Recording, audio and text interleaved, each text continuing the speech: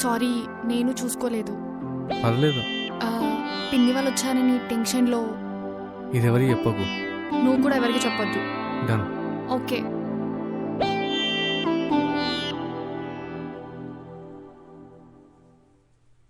అరే ఇందు పైకి వెళ్ళిందంటరా.